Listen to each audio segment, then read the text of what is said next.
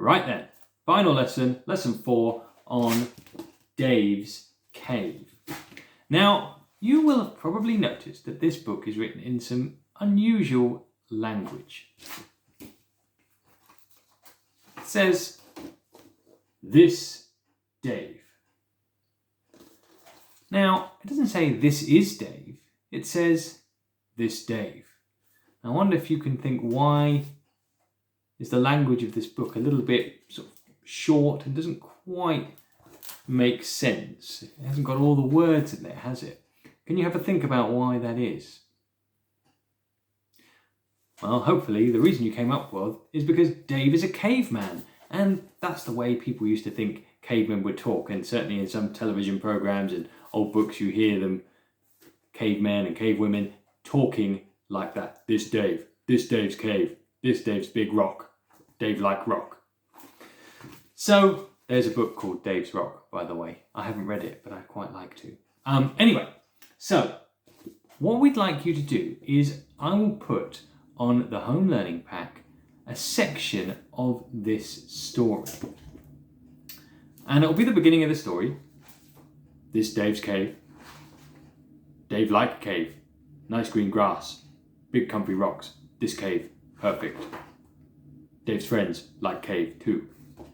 So I'm going to put that on a sheet of paper.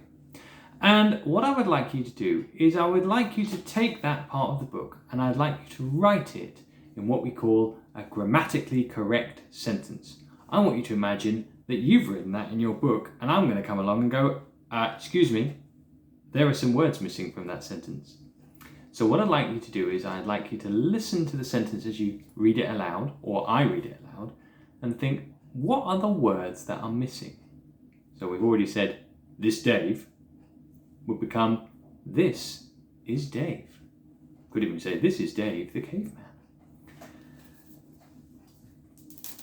Later on in the book, it says, third cave too noisy.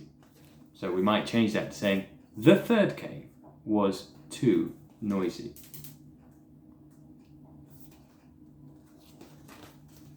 Fifth cave, nice too, but John not like sharing. That sentence might become, the fifth cave was nice too, but John didn't want to share, or John didn't like sharing.